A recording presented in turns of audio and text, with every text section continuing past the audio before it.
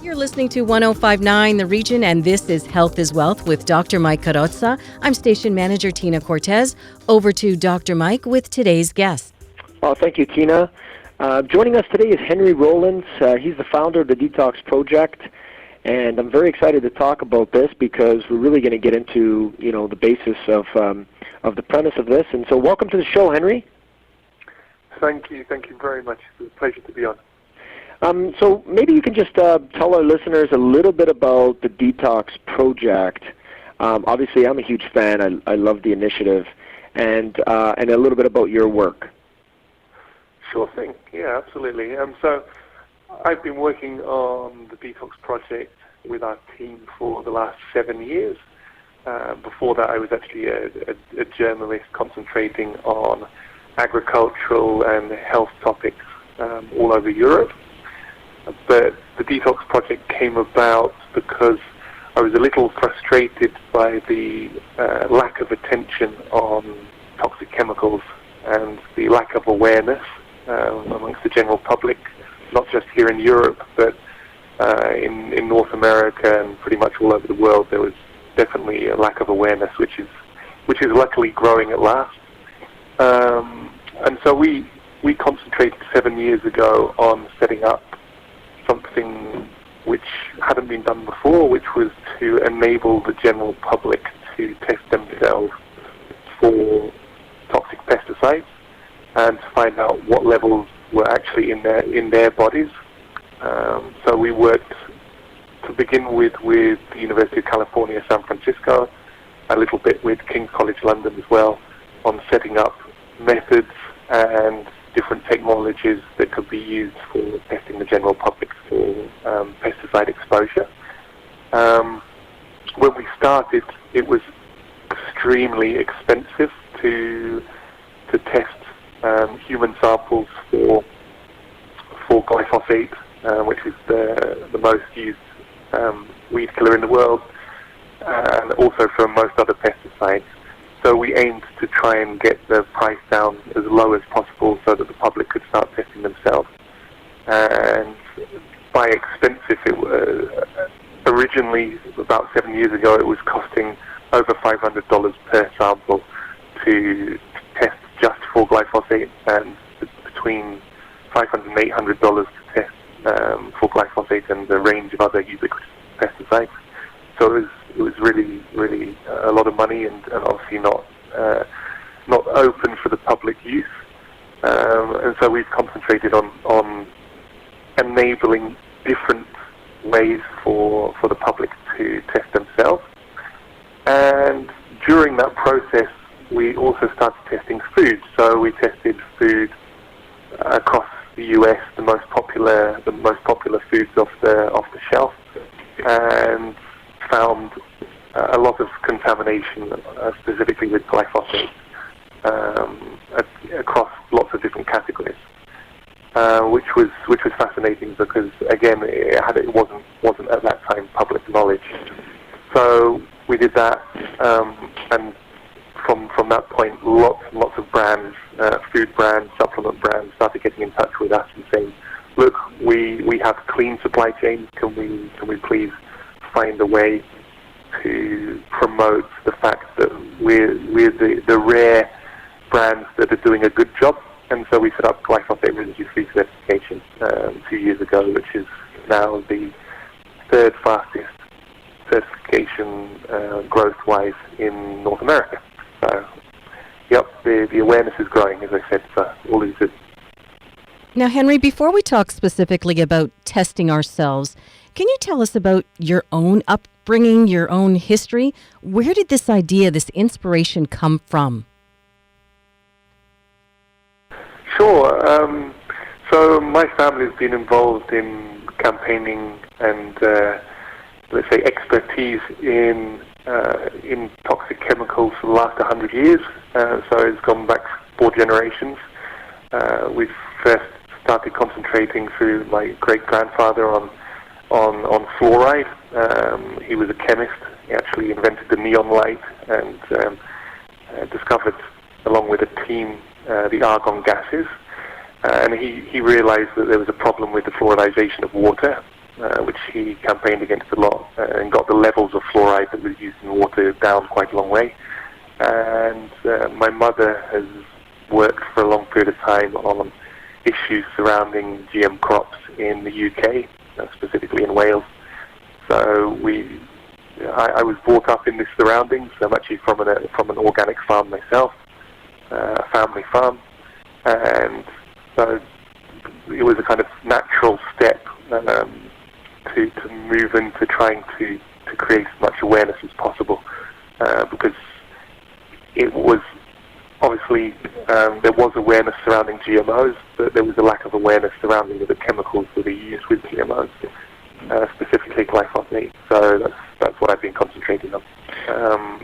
But it's a long-term family campaign, let's put it like that, and we've at last, after all of that time, started to see some progress, because it's been difficult to close the circle. You get rid of one chemical and another one comes up. So it's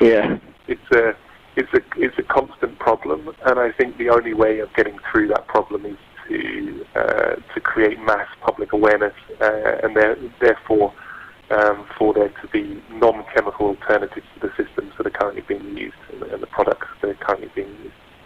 Yeah, first of all, I mean, kudos to that, because, wow, what an amazing journey. And, of course, it's nowhere near the end. I guess this would just be the beginning, but it's nice to see the light at the end of the tunnel. So I've been in practice for over a decade now, and, I see a lot of multiple chemical sensitivity patients, and part of what we do is we try to help people and create this awareness, and to have an organization like yourself, I just applaud you tremendously, because what a huge undertaking and a tremendous success. I can see one patient at a time and tell them their issue, and, obviously you mentioned, I'd like to just, for our listeners to understand, you talk about the glyphosate, or glyphosate, right? Or is it glyphosate or glyphosate? What's the proper pronunciation? It depends where you are in the world. Yeah, I guess. Am I saying it correct? Is it glyphosate? You're saying it both ways correct. Glyphosate, glyphosate. So for our listeners out there, this is the major pesticide in the world. This is, I don't know if we should mention the name, brand, but or who's the owner or whatnot. But this is the Roundup. This is the weed killer. It doesn't just kill weeds. We know now that it's taking a bite and a chunk out of our immune system very, very slowly, especially in our digestive tract, because I see a lot of GI problems with my office and my clinic. And this is a truly amazing initiative. So I just want to get our listeners to understand about this pesticide use, how they're finding it in the crops, they're finding it in the wines, they're finding it in places where otherwise shouldn't be there. It's ending up in our streams. It's getting in our water supply, our ground. The farms and the soil is broken. Henry, would you not agree that it's broken? Because when the rainwater comes down on the soil, and then now the soil is so hard after tilling like 50 times. That hard soil, it becomes, the water starts running off, and then this contaminant actually gets into our streams and our water source. So no longer is spring water even acceptable, right? Yeah, no, absolutely. I mean,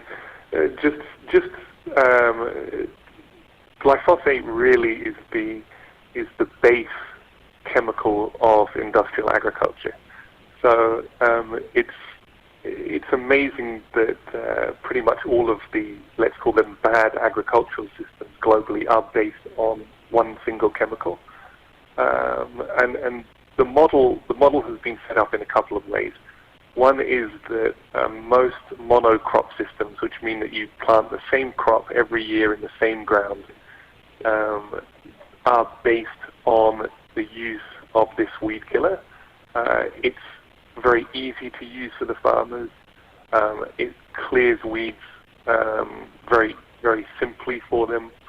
And another part of that system is when genetically modified crops came into the equation, they decided to make those genetically modified crops all to be resistant to glyphosate, which means that you can spray the chemical over the top of the crop. It doesn't kill the crop, but it kills all the weeds between the crop. So currently over 80% of all GM crops in the world are glyphosate resistant. And so the whole system that we're currently under, which is a monocrop system, which often includes genetically modified crops, is based on this chemical. So the use has gone up 15-fold, so it's 15 times the use of glyphosate since 1995. And it literally now is everywhere. As you mentioned, in the majority of things that are tested, glyphosate will be there. The only slight good thing, if you can call it a good thing, is that if you're talking about the general public, it's only generally going to get into the food supply if it is sprayed just before harvest, because glyphosate is very water soluble. So if a farmer sprays a few months before harvest with glyphosate, it's more unlikely that it's going to get into the final product.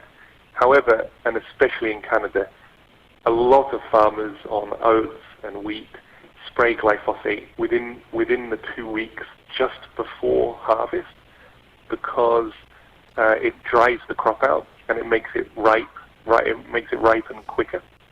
And so therefore there is a huge amount of glyphosate in the food that we all eat, which, as you just mentioned, regarding the GI tract and our general microbiome in our gut is extremely detrimental. So, it's everywhere, and it's also widely found in our bodies. So, it's a vital chemical for supporting the current industrial agriculture model, and they haven't thought of the consequences of that, sadly.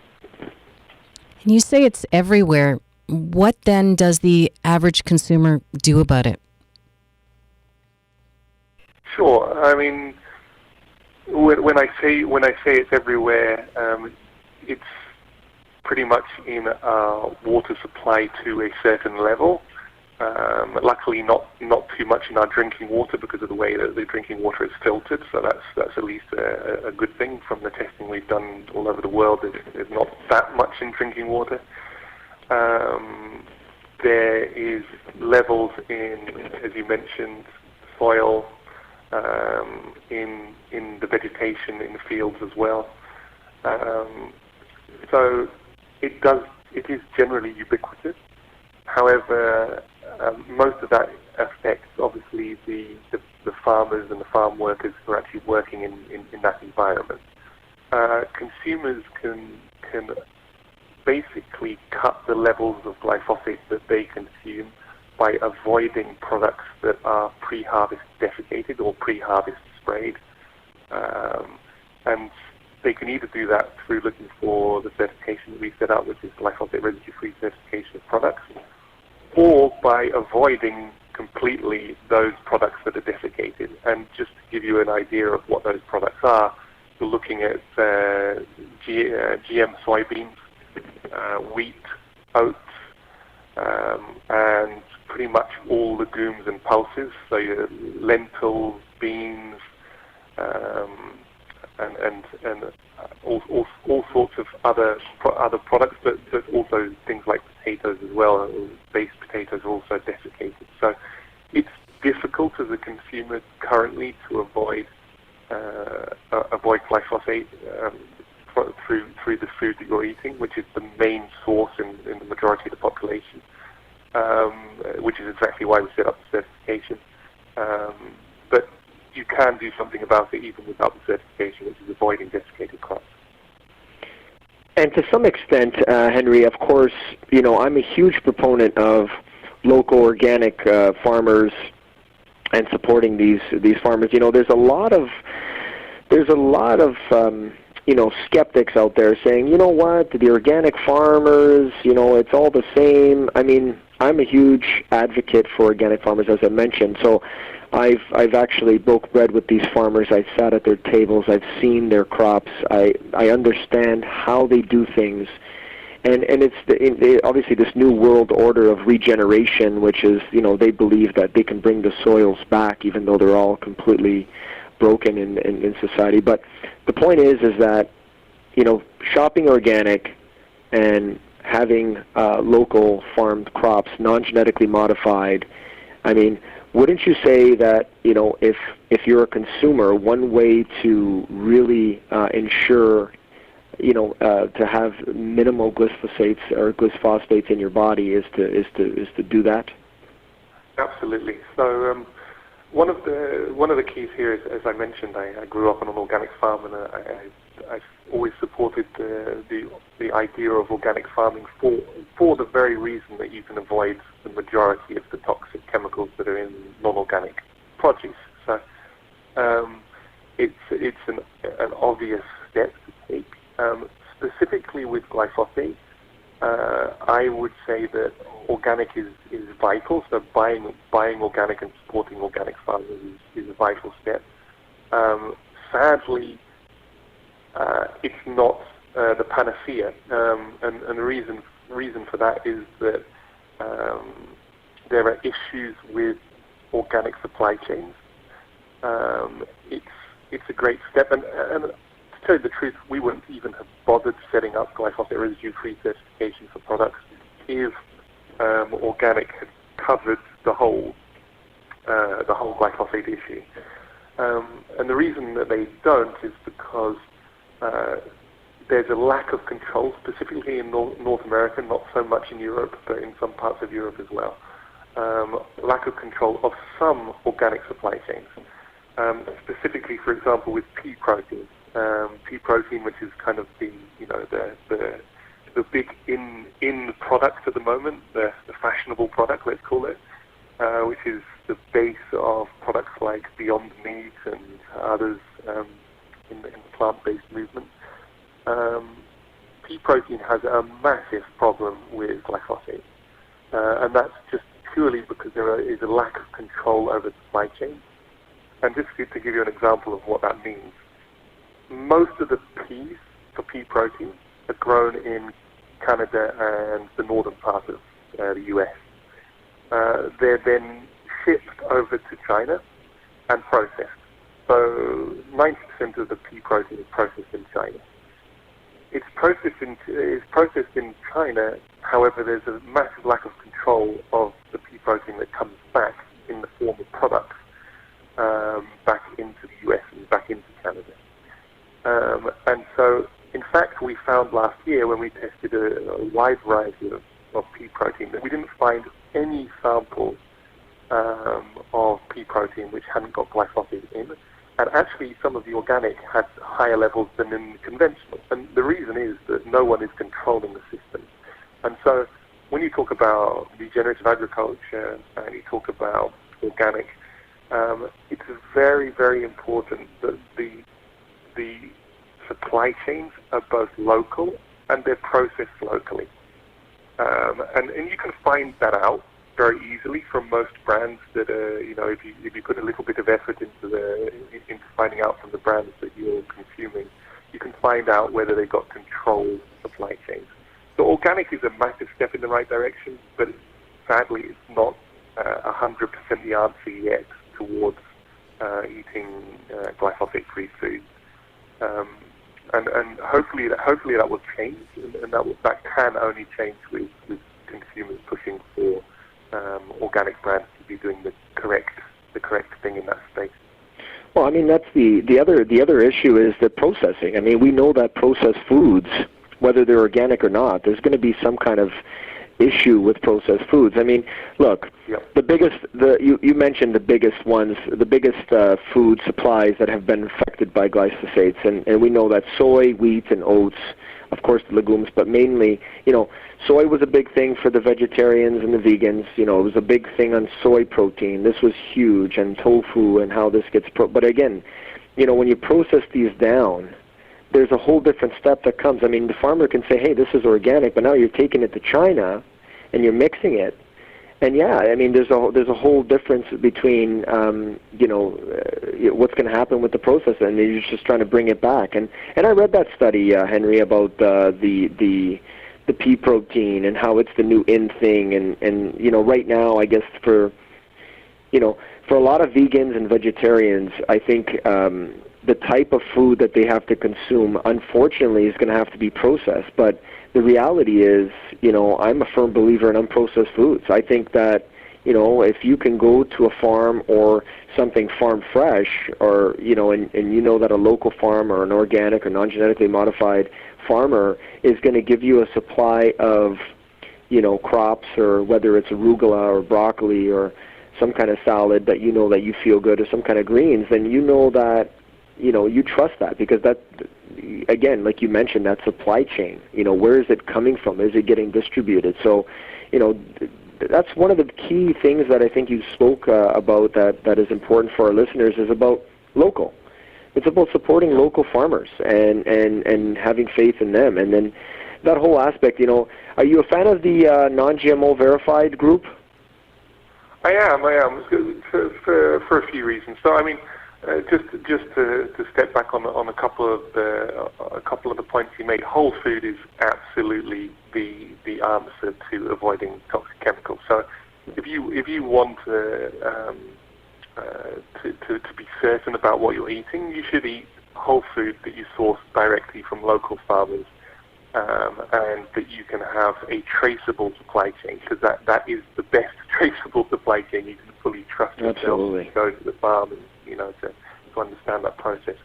When people do eat processed food, and the majority of the population does, then you should definitely contact those main brands that you eat and say, look, what's the traceability of your supply chain? Do you process locally? Because processing locally will also be a much safer version of the system than processed foods, which come from global supply chains and global processing chains. So if you're eating, and something also on that point is that, remember that the main problem with toxic chemicals is not poisoning from a huge dose. It's the constant intake of certain foods. So if you concentrate as a consumer on just the brands that you regularly eat, and say, okay, I'll contact them and I'll talk to them and I'll say, look, just a couple of questions really. Are you certified organic, certified glyphosate residue-free, non-GMO, and is your processing done locally and in a controlled way? If you actually ask those questions, you'll be moving towards a much cleaner diet, and obviously avoiding lots of the health problems that could come out. And to your second question regarding non-GMO verified, non-GMO verified has done an amazing job with the idea of awareness surrounding the issues that GMO crops brought up. And one of those issues being the use of glyphosate. However, there are some problems also, I'd say, with non-GMO verified. One is it's become so popular that it sometimes takes away the consumer's eyes from the importance of eating organic. And the reason being is that non-GMO is not organic. It's nowhere near organic, purely because, for example, oats and wheat, there are no GM currently varieties that are grown of oats or wheat. All of them are conventional. However, they're often very high in toxic chemicals. And so are many fruits non-GMO, but they obviously are again in a conventional system, drenched in glyphosate and other toxic pesticides. So it's done a great job on awareness, but it's not something to be relied on its own as something you look on the label and say, okay, it's non-GMO, it must be great, because it's just simply not true. So there's kind of balanced view of the whole non-GMO project. Wonderful, wonderful. Well, listen, Henry, we're going to we're definitely going to have you back on the show. Hopefully you can join us back next week, because we definitely have some more questions. But we really appreciate, we really appreciate if you can come back, of course. But most importantly, if our listeners want more information about the Detox Project, how can they connect? Sure. So our website, which has all the details about how to test yourself. We've actually got the only currently available hair testing, which shows long-term exposure to pesticides. And that can be found on detoxproject.org. And also all of the information about glyphosate residue-free certification as well is on that website. So that's the best place through which to contact us. And Dr. Mike, just before we wrap up the show, if our listeners want to connect with you or want more information about AppleMed, where can they find you? Well, they can reach us at applemed.ca. Obviously, they can check us out on Instagram at AppleMed Clinic, or they can call our office at 905-417-4000. And I like to hang out personally at Nature's Emporium because that's where I get my organic foods.